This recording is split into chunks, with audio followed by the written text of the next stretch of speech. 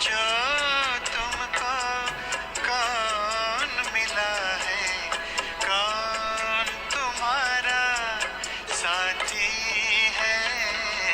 कदम कदम पर मदद तुम्हारी ये एहसास दिलाती है।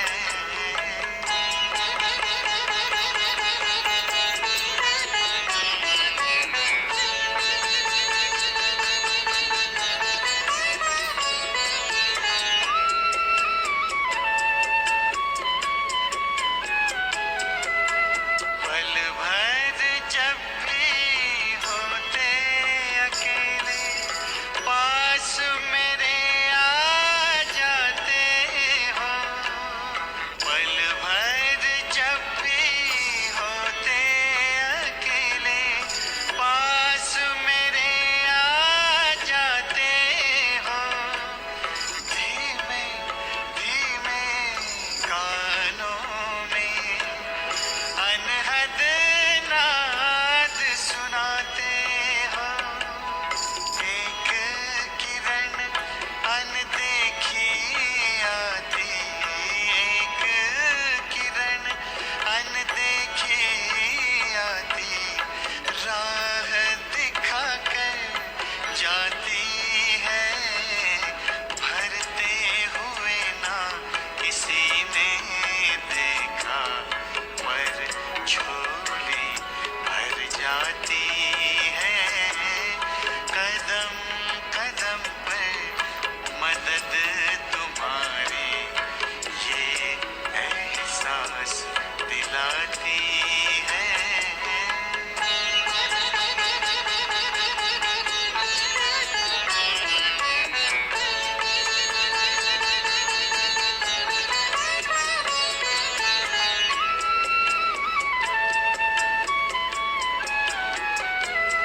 एक बार कहा तुम मेरे हो, 100 बार तुम्हारा प्यार मिला।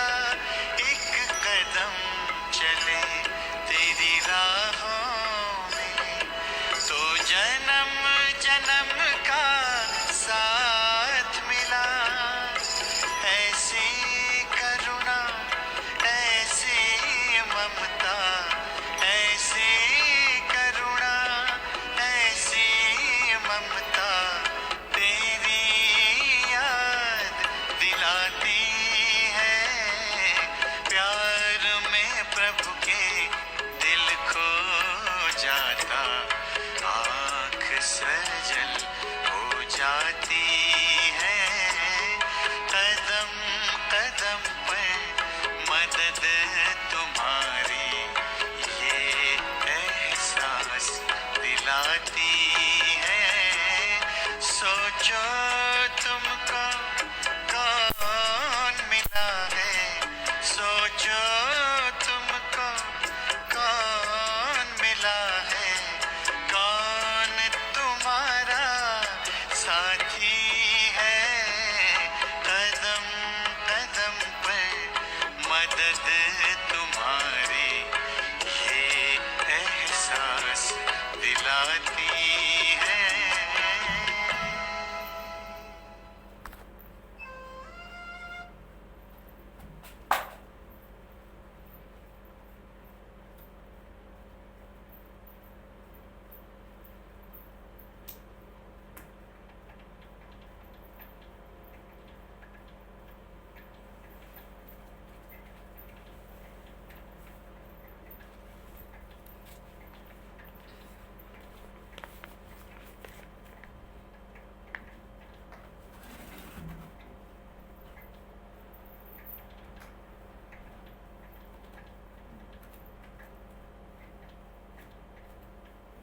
ओम शांति। आज बाबा का महावाक्य 22 तारीख के हैं। बाबा ने कहा, मीठे बच्चे, बाप को तुम बच्चे बहुत प्यारे लगते हो।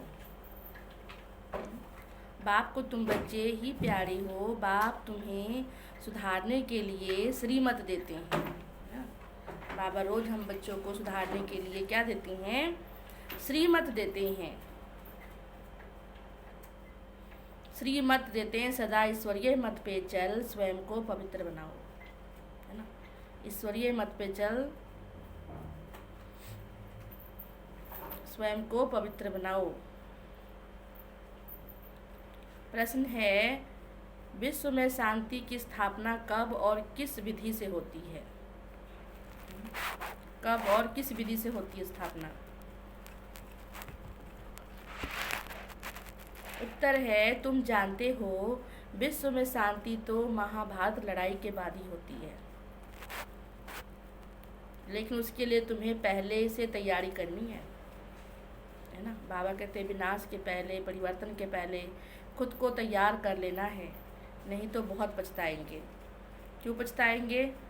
तैयारी नहीं होगी और समय आ जाएगा तो फिर पछताने के सिवाय कुछ भी हमारे हाथ में नहीं आने वाला। इसलिए बाबा कहते हैं जो करना है अभी कर लो, अभी नहीं तो फिर कभी नहीं। अपनी कर्मातीत अवस्था बनाने की मेहनत करनी है। सृष्टि के आदि मध्य अंत का ज्ञान सिमरन कर बाप की याद से संपूर्ण पावन बनना है। जितना बाबा को याद करेंगे उतना हम पावन बनते जाएंगे, तब सृष्टि का परिवर्तन होगा। जब हम तैयार हो जाएंगे तो सृष्टि का क्या हो जाएगा? परिवर्तन हो जाएगा। गीत है, आज अंधेरे में है इंसान, ज्ञान की रोशनी चमका दो भगवान। ओम शांति। ये गीत है भक्ति मार्ग का गाया हुआ। कहते हैं हम अंधेरे में हैं, अब ज्ञान का तीसरा नेत्र दो ना। शिव बाबा कहते हैं मैं आकर तुम बच्चों को क्या देता हूँ? ज्ञान का तीसरा नेत्र देता हूँ, जिससे तुम स्वयं को, बाप को, अपनी राजधानी को देख सकते हो। ज्ञान मांगते हैं ज्ञान सागर से, बाकी क्या है? अज्ञान। कहा जाता है कलयुग में सब अज्ञान की आसुरी नींद में सोए पड़े हैं, है ना। बाबा कहते तुम सब किस में सोए पड़े थे? अज्ञान के आसुरी नींद में, जो सिर्फ बाबा आकर सबको उस नींद से जगाते हैं। जागो समय पहचानो, भगवान आ चुके हैं, अब जाने का समय हो चुका है। इसीलिए आकर अपना वर्षा हक बाबा से ले लो। बाप कहते ज्ञान तो बहुत ही सिंपल है। भक्ति मार्ग में कितने वेद शास्त्र आदि पढ़ते हैं, हठ योग करते हैं, गुरु आदि करते हैं। अब बाबा कहते हैं ना, इन सब से मैं नहीं मिलता हूँ। तुमने जप तप भक्ति बहुत करी मुझे पाने के लिए, मैं स्वयं आकर तुम बच्चों से मिलता हूँ। अब तुम राजयोग सीखते हो राजाई पाने के लिए। मनुष्य को राजाई दे ना सके, परंतु उसके लिए सन्यासी कहते हैं यहाँ के सुख तो क्या है, काम विष्टा के समान है। पर बाबा कहते बच्चे तुम अथाह सुख पाते हो, 21 जन्म तुम अथाह राजाई में सुख में रहते हो। घर बार छोड़ने की भी तुम्हें जरूरत नहीं है। घर ग्रस्त में रह के बाबा कहते बच्चे तुम्हें पावन बनना है। ये ज्ञान सिवाय ज्ञान सागर के कोई तुम्हें दे नहीं सकता है। मनुष्य को पावन बना ना सके, पतित पावन एक ही बाप है। मनुष्य भक्ति मार्ग में कितने फंसे हुए हैं। भक्ति में जब तब करते हैं, पूजा पाठ करते हैं, लेकिन खुद को सुधारते नहीं हैं। सिर्फ बाबा आए हमें बदलने के लिए, सुधारने के लिए, है ना। तो बाबा ने कहा भक्ति मार्ग में कितना फंसे हुए थे, जन्म जन्मांतर से भक्ति करते आए हैं, स्नान आदि भी करते आए हैं, गंगा स्नान करते हैं। लेकिन बाबा कहते हैं गंगा स्नान करने से पावन बन जाते, तो फिर गीत क्यों गाते हो, हे पतित पावन आकर पावन बनाओ। तो बाबा कहते बच्चे अब मैं आया हुआ हूँ, अब आकर तुम भी पावन बनो। पर कैसे बनेंगे? ज्ञान से। रोज ज्ञान का स्नान करेंगे तो पावन बनते जाएंगे। तो बाबा कहते पहले तुम जहाँ नदी तालाब देखते थे स्नान करने चले जाते थे, सोचते थे वहाँ जाने से पावन बन जाएंगे। बाबा कहते हैं गौ मुख से अमृत निकला, तो सिर्फ बाबा ब्रह्मा के तन में आकर ज्ञान अमृत हम सबको पिलाते हैं। तुम बच्चों को अभी ज्ञान मिला है, तुम बतलाते हो तो मानते नहीं। क्यों नहीं मानते? क्योंकि उनको बहुत अहंकार है, अपने ज्ञान का ही बहुत अहंकार है। कहते हमने बहुत शास्त्र पढ़े हैं। बाबा कहते बच्चे वेद शास्त्र तुमने बहुत पढ़े, लेकिन परिवर्तन तो आया ही नहीं, मेन ज्ञान तुमने समझा ही नहीं। तो बाबा कहते बच्चे अब सब शास्त्रों का सार मैं तुम बच्चों को समझाने आया हूँ। बाप कहते पढ़ा हुआ जितना भी है ना अब भूल जाओ, इन सब बातों का मनुष्य को कैसे पता पड़े। इसीलिए बाबा कहते हैं ऐसी ऐसी पॉइंट्स लिखो। बाबा कहते मनन चिंतन करो ताकि ज्ञान का तीसरा नेत्र सबको मिले, है ना। तो बावन के एरोप्लेन से पर्चा गिराओ ताकि लोगों को पता चले। जैसे आजकल कहते विश्व में शांति हो, कोई ने राय दी उनको इनाम मिल जाता है। किन्होंने पीस पर इतना अच्छा लेक्चर दिया तो पीस प्राइज मिल जाता है। वह सारी दुनिया में पीस स्थापन कौन करता है? एक परम पिता परमात्मा। जो सच्ची शांति की स्थापना करते हैं उनको हम क्या देते हैं? अब तुम बच्चे जानते हो विश्व में शांति होती है, लेकिन कब? जब बाबा कहते परिवर्तन आएगा। बाबा कहते लड़ाई, कौन सी लड़ाई? महाभारत लड़ाई के बाद फिर विश्व में शांति आ जाती है। तो बाबा कहते वो समय आ चुका है परिवर्तन का। जब तुम कर्मातीत अवस्था को प्राप्त कर लेंगे, जब हम संपूर्ण बन जाएंगे, तैयार हो जाएंगे, तब बाबा कहते विश्व में क्या आएगा? परिवर्तन। क्योंकि अभी हमारी क्या चल रही? पढ़ाई चल रही है। तो बाबा कहते मामेकम याद करो, घर ग्रस्त में भल रहो लेकिन पावन बनो। सृष्टि के आदि मध्य अंत का ज्ञान का सिमरन करते रहो। सुनने के बाद क्या करना है? इसको मनन चिंतन करना है। समझा? ड्रामा अनुसार कल पहले मौखिक विश्व में शांति स्थापन हो जाएगी। तुम अभी समझ सकते हो विश्व में शांति तो सतयुग में होती है, जहाँ कोई अशांति नहीं रहती है। परंतु कई तो तुम्हारी बातों पर विश्वास ही नहीं करते हैं। क्यों नहीं करते विश्वास? बाबा कहते जो स्कूल का होगा उसको समझ में आ जाएगा, उसको दिल से बात जचेगी। जो नहीं होगा उसको समझ में ही नहीं आएगा, सुनते हुए भी जैसे सुना ही नहीं हो। तो वो श्रीमत पे चलेंगे। यहाँ बहुत है जो श्रीमत पर पवित्र भी बनते हैं। ऊंच से ऊंच भगवान की तुमको मत मिलती है। कोई की चलन अच्छी नहीं होती है तो कहते हैं ना तुमको तो ईश्वर ही अच्छी मत देवे। कोई अच्छे मत पे नहीं चलते हैं, बुरे काम करते हैं तो क्या कहते हैं घर वाले? भाई भगवान ही तुम्हें मत दे, हम तो तुम्हें समझा समझा के थक गए, अब ईश्वर ही तुमको मत देवे। अभी तुमको ईश्वरीय मत पे चलना है। बाबा कहते हैं 63 जन्म तुमने विषय सागर में क्या खाए? गोते खाए। बच्चों से बाबा आकर बात करते हैं। बच्चों को बाप ही सुधारेंगे ना, सारी दुनिया को कैसे सुधारेंगे? बाहर वालों को कहेंगे बच्चों से समझो। बाबा तो हम बच्चों के आगे आके ज्ञान सुनाते हैं, बाकी बाबा कहते बाहर वालों को कौन समझाएगा? बच्चे जा जा के बाबा का संदेश देंगे, उनको समझाएंगे। तो बाबा कहते हैं बाहर वालों को बच्चे जाकर बात कर सकते हैं। बाप को बच्चे प्यारे लगते हैं ना, बाबा को सब बच्चे प्यारे लगते हैं। बाबा कहते कौन सा बच्चा बनो? सपूत बच्चा बनो, मातेले बच्चा बनो, सोतेला बच्चा मत बनो। लौकिक बाप भी सपूत बच्चों को धन देते हैं। सब बच्चे समान तो नहीं होते ना। बाबा कहते जो मेरे बनते हैं उनको मैं वर्षा देता हूँ, जो मेरे बनते ही नहीं हैं वो हजम कैसे करेंगे? वो इस ज्ञान को हजम ही नहीं कर सकते क्योंकि समझ ही नहीं आता उनको। तो हजम कैसे करेंगे? मनन चिंतन कैसे करेंगे? धारण कैसे करेंगे? तो बाबा कहते हैं वो हजम नहीं कर सकेंगे, श्रीमत पे चल नहीं सकेंगे। ये भगत बाबा के बहुत देखे हुए हैं। कोई बड़ा सन्यासी आता है तो बहुत ही उनके फॉलोवर्स होते हैं।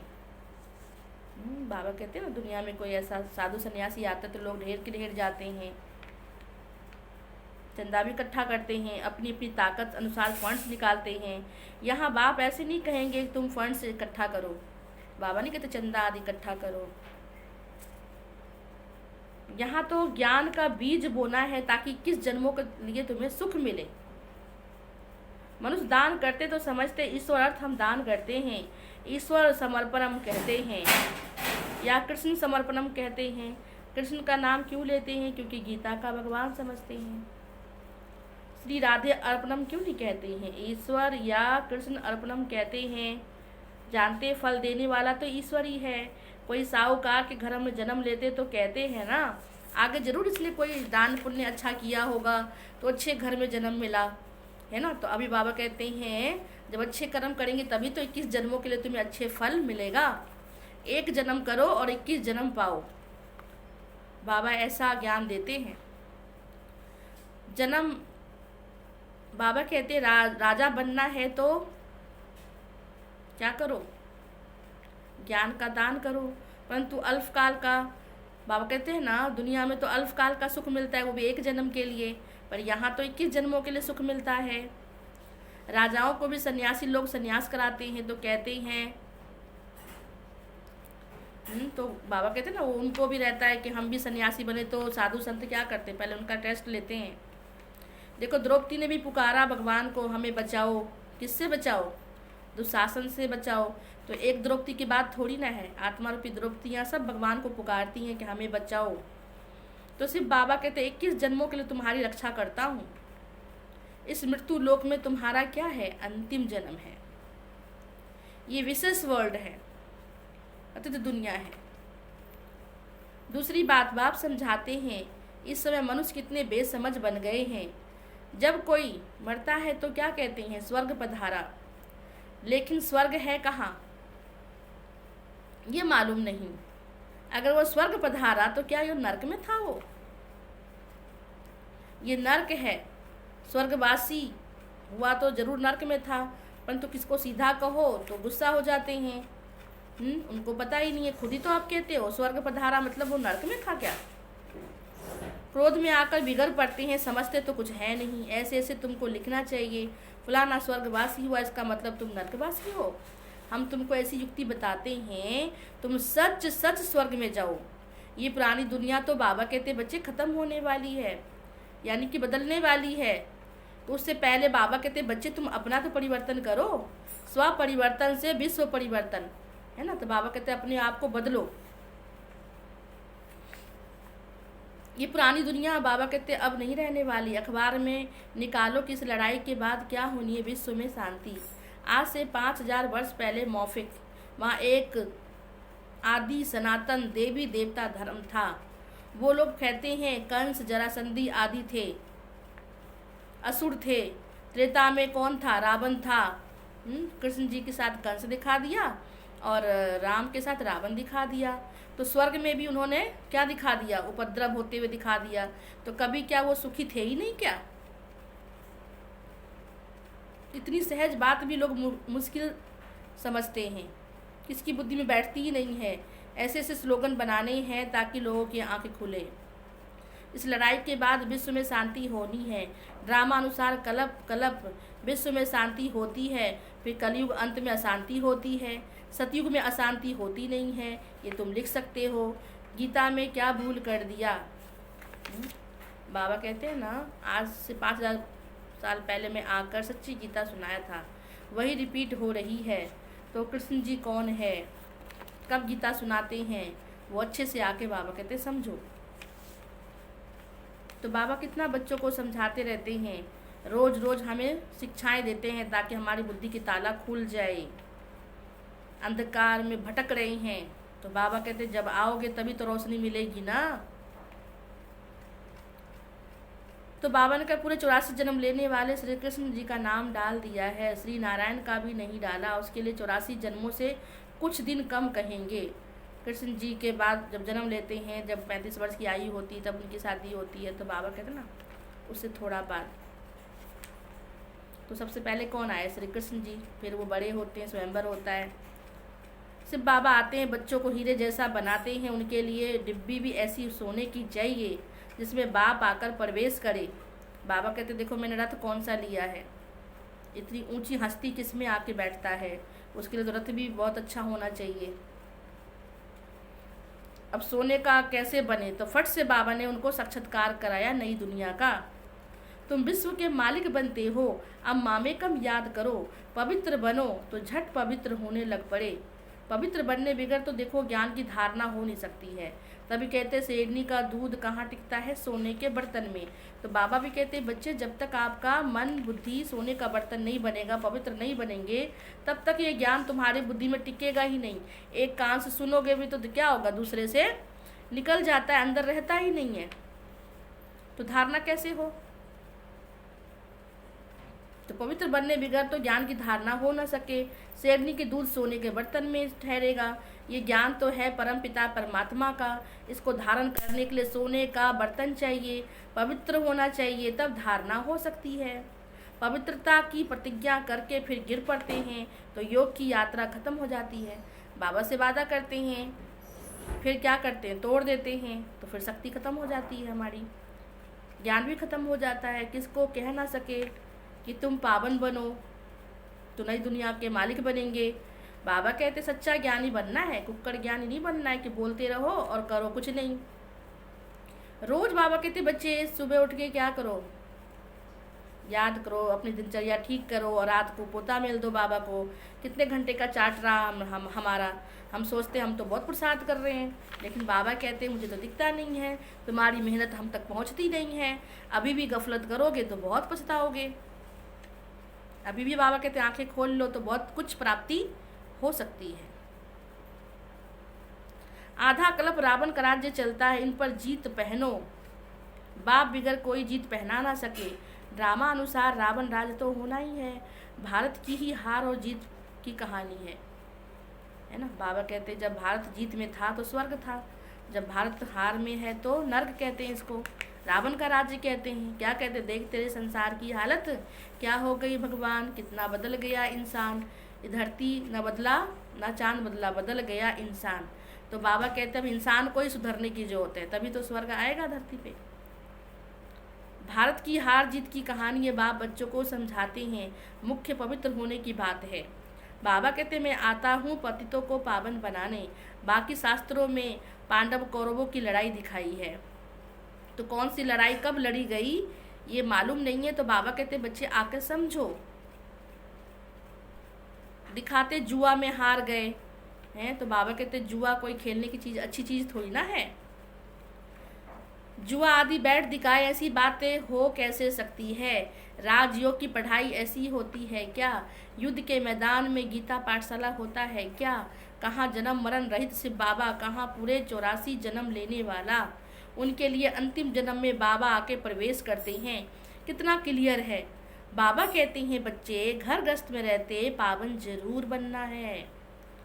सन्यासी कहते इम्पॉसिबल, लेकिन बाबा कहते पॉसिबल है। जो सिर्फ बाबा के श्रीमत पे चलता है वो घर गृहस्थ में रहकर, दुनियादारी में रहकर विकारों को छोड़ सकता है, पावन बन सकता है। इतना बाबा बच्चों को पावर भर देते हैं। बाबा भी कहते बच्चे मेरी दाढ़ी का लाज रखो। माँ बाप भी कहते ना अपने बच्चों को भाई ऐसा कोई काम मत करना, माँ बाप का नाम खराब हो। तो यहाँ से बाबा भी कहते बच्चे कोई ऐसा काम मत करना जो बाबा का नाम क्या हो, बदनाम हो। मेरे कुल की लाज रखना। या एक जन्म मिला है बाबा के श्रीमत पे चलने के लिए, तो क्या एक जन्म बाबा के श्रीमत पे नहीं चल सकते हम? एक जन्म बाबा कहते पावन बनो तो स्वर्ग के मालिक बनेंगे। अपने लिए ही मेहनत करते हो तुम। बाबा कहते जो भी कुछ करते हो किसके लिए करते हो, अपने लिए ही करते हो, अपने लिए ही करते हो। ये राजधानी स्थापन हो रही है, इसमें सब चाहिए है ना, राजा रानी प्रजा मंत्री सब चाहिए। जो जैसा पुरुषार्थ करेगा वैसा उसको फल मिलेगा। अब अपने हाथ में क्या करना है, बाबा कहते देख लो क्या लेना चाहते हो, बाबा को दोष मत लगाना।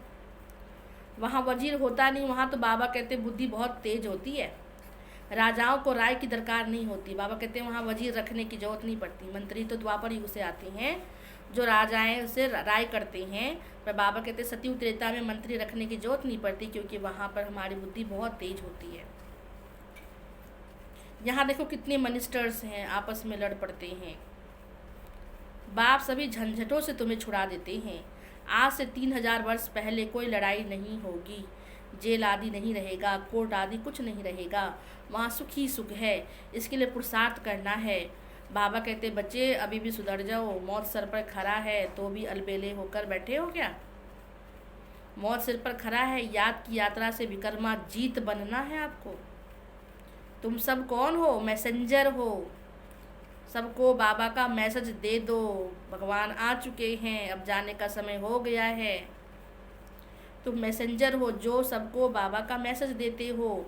और बाबा कहते बच्चे मन मना भव, सारा ज्ञान देके बाबा लास्ट में क्या कहते, मन मना भव, मन को मेरे में लगा दो। अच्छा, मीठे मीठे सिकिलधे बच्चों प्रति मात पिता बाप दादा का याद प्यार और गुड मॉर्निंग। रूहानी बाप की रूहानी बच्चों को नमस्ते, रूहानी बच्चों की रूहानी बाप को नमस्ते नमस्ते नमस्ते। धारणा के लिए मुख्य सार है, बाबा ने फर्स्ट पॉइंट में कहा ज्ञान की धारणा करने के लिए क्या बनना है, कौन सा बर्तन बनना है, शुद्ध बर्तन बनना है, पवित्र बर्तन जिसमें ज्ञान रतन टिक सके। ज्ञान की धारणा करने के लिए पवित्र बन बुद्धि रूपी बर्तन को स्वच्छ बनाना है। सिर्फ उठकर ज्ञानी नहीं बनना है कि बोलते रहो करो कुछ भी नहीं। तो बाबा कहते हैं बोलने के साथ धारण भी करना है, कथनी करनी एक जैसी बनानी है। दूसरा है डायरेक्ट बाप के आगे अपना सब कुछ अर्पण कर श्रीमत पे चलकर 21 जन्मों के लिए राजाई पद लेना है। डायरेक्ट बाप के आगे अपना सब कुछ अर्पण कर श्रीमत पे चलकर 21 जन्मों के लिए राजाई पद लेना है। और आज का वरदान है शुद्धि की विधि द्वारा। कोई चीज़ को शुद्ध करने के लिए क्या करते हैं, कोई गंगा जल से रखता है, कोई हवन करता है, लेकिन बाबा कहते हैं अपनी शुद्धि कैसे करनी है। शुद्धि की विधि द्वारा किले को मजबूत करने वाले सदा विजयी और निर्विघ्न भव। पहले के राजा लोग क्या करते थे, बड़े बड़े किले बनाते थे। क्यों बनाते थे, ताकि दुश्मन उसमें वार ना कर सके। तो ऐसे बाबा कहते अपनी भी किला मजबूत बनाओ कि माया उसमें प्रवेश भी ना कर सके। तो शुद्धि की विधि द्वारा किले को मजबूत करने वाले सदा विजयी निर्विघ्न भव। इस किले में हर आत्मा सदा विजयी है। जो इस किले के अंदर आ गया वो सदा विजयी है और निर्विघ्न है। इस किले के बाबा कहते इस किले में हर आत्मा सदा विजयी निर्विघ्न बन जाए। इसके लिए विशेष टाइम पर चारों ओर एक साथ योग का प्रोग्राम रखो, है ना। एक साथ सभी जगह योग क्यों होता है, इसलिए तो इंटरनेशनल योग होता है, ताकि उस समय बैठकर सभी एक संकल्प में पूरे विश्व को योग का दान देवे, चाहे देश हो चाहे विदेश हो, ताकि किला मजबूत हो, उसमें माया दुश्मन वार तक भी ना कर सके। फिर कोई इस तार को काट नहीं सकेगा, क्योंकि जितना सेवा बढ़ाते जाएंगे उतना माया अपना बनाने की कोशिश करती है। जितना आगे बढ़ते हैं ना, माया भी कहती है अच्छा तुम उधर जा रहे हो भगवान की तरफ, तो वो अपनी तरफ खींचने की कोशिश करती है। तो बाबा ने कहा माया अपना बनाने की कोशिश करेगी, इसलिए जैसे कोई भी कार्य शुरू करते समय शुद्धि की विधियां अपनाते हैं। भाई पहले से ही शुद्ध पवित्र कर देते ताकि कोई विघ्न ना आए। तो ऐसे बाबा कहते हैं योग भी हमारा क्या है, शुद्धिकरण करता है। तो ऐसे बाबा कहते हैं ऐसे संगठित रूप में आप सर्वश्रेष्ठ आत्माओं का एक ही शुद्ध संकल्प हो।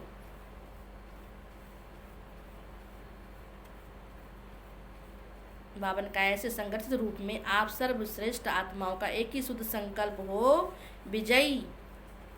ये शुद्धि की विधि है जिससे किला आपका क्या हो जाएगा, मजबूत हो जाएगा। स्लोगन है युक्ति युक्त व यथार्थ सेवा का प्रत्यक्ष फल क्या मिलता है, हमें पता है क्या मिलता है। कोई भी काम करते हो तो यथार्थ फल तुरंत क्या मिलता है, खुशी। युक्ति युक्त व यथार्थ सेवा का प्रत्यक्ष फल है खुशी। आगे है मातेश्वरी जी के अनमोल महावाक्य। अब विक्रम बनाने की कंपटीशन नहीं करनी है। विक्रम बनाते हैं ना, कोई न कोई उल्टा सुल्टा कर्म करते हैं तो क्या बनता है, हमारा विक्रम बनता है। कई बार एक दो को देखा देखी भी कर लेते हैं, है ना। तो बाबा कहते हैं कंप्लीट बनने की कंपटीशन करो। अब विक्रम बनाने की कंपटीशन नहीं करनी है। पहले पहले तो अपने पास ये एम अवश्य रखनी है, हमको किस रीति से अपने विकारों को क्या करना है, वश करना है, तभी ईश्वरीय सुख शांति में रह सकते हैं। अपने आप को जीतेंगे तभी तो जगत को जीतेंगे। तो सबसे पहले खुद को जीतना है, तभी माया जीत जगत जीत बनेंगे। अपना मुख्य पुरुषार्थ है खुद शांति में रहकर औरों को शांति में लाना। इसमें सहन शक्ति की ज़्यादा जरूरत पड़ती है, सहना भी पड़ता है, सुनना भी पड़ता है। तो बाबा कहते हैं इससे क्या होता है, आपको पता चलता है कि आप में कितनी क्षमता है। तो बाबा ने कहा सहन शक्ति जरूर चाहिए, सारा अपने ऊपर मदार है। ऐसा नहीं कोई ने कुछ कहा तो अशांति में आ जाना चाहिए, नहीं। ज्ञान का पहला गुण क्या है? क्या है पहला गुण? सहन शक्ति धारण करना। देखो अज्ञान काल में कहते हैं भल कोई कितनी भी गाली देवे, ऐसे समझो मुझे कहाँ लगी। भल जिसने गाली दी वो खुद ही अशांति में आ जाएगा, सुना अनसुना कर देगा, जैसे उसको कोई फर्क नहीं पड़ा। तो फिर क्या होता है, उसको भी लगता है कि मैंने कुछ कहा, इसको लगा क्यों नहीं, तो वो खुद ही परेशान हो जाएगा। आप क्यों परेशान होते हो?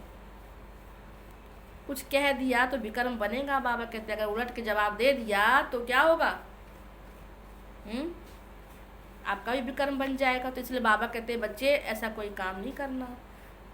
कोई ने कुछ कहा और आपने पलट के जवाब दे दिया तो फिर आपका भी विकर्म बन गया, तो उसमें आप में क्या फर्क रहा? तो आपको कैसे पता लगेगा?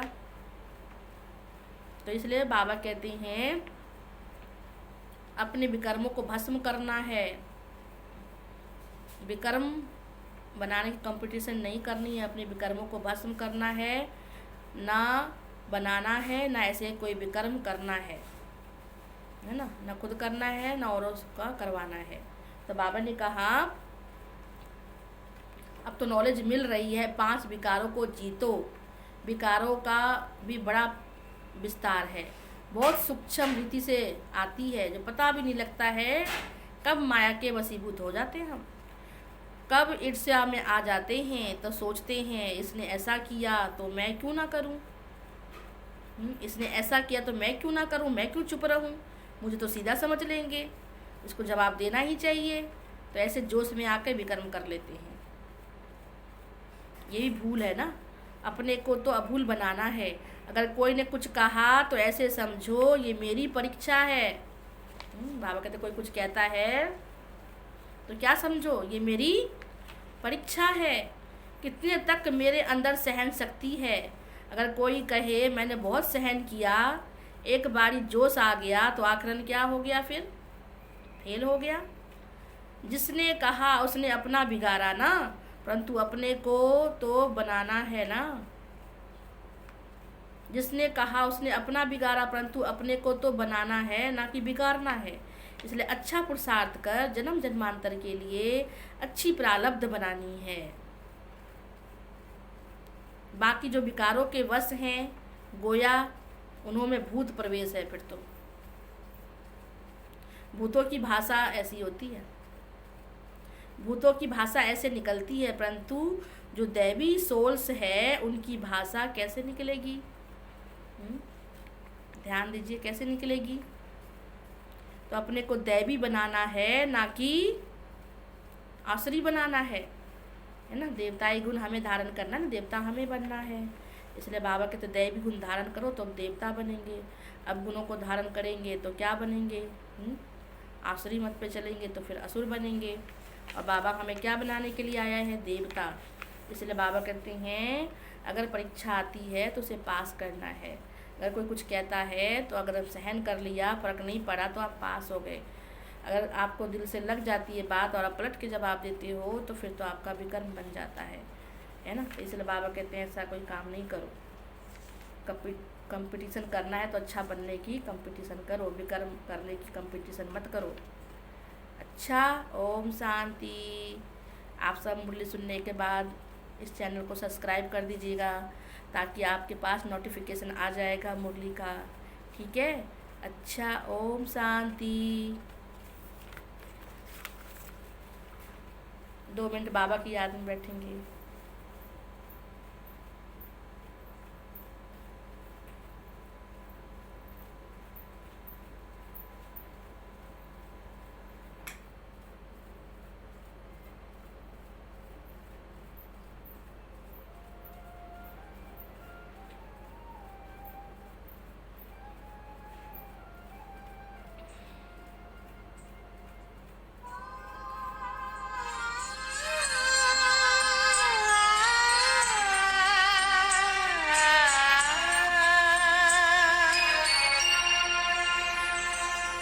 प्रभु से मिला है जीवन, प्रभु को कर दे अर्पण।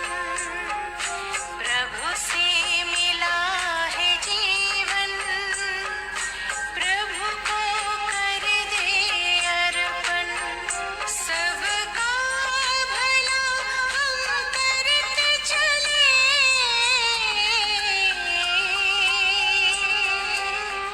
सबका भला हम करते चले। हर्षित हो धरा गगन, बस उसका कहना माने, फिर सब कुछ वो ही जाने। बस उसका कहना माने, फिर सब कुछ वो ही जाने।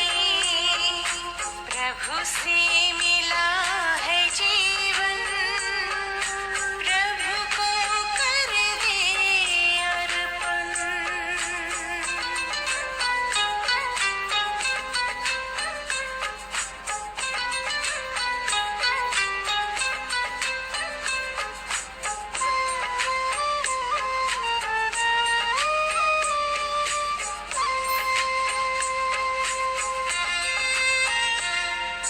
जहाँ जहाँ कदम पड़ते हैं, साथ साथ वो चलते हैं। कहीं कुछ गलत ना हो जाए, इशारे हमको करते हैं।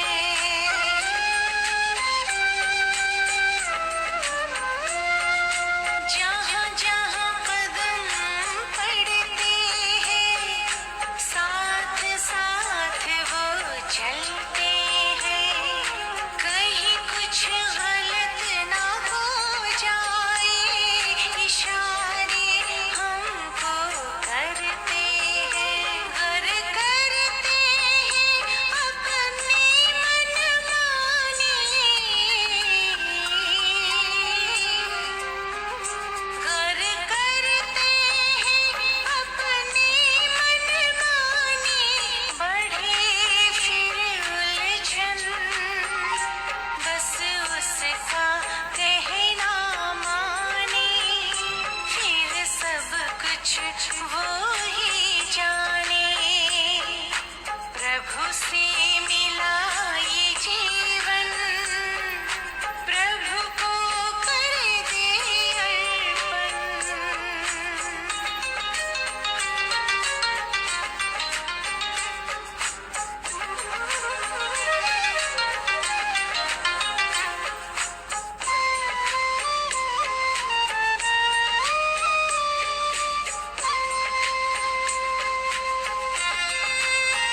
शुभ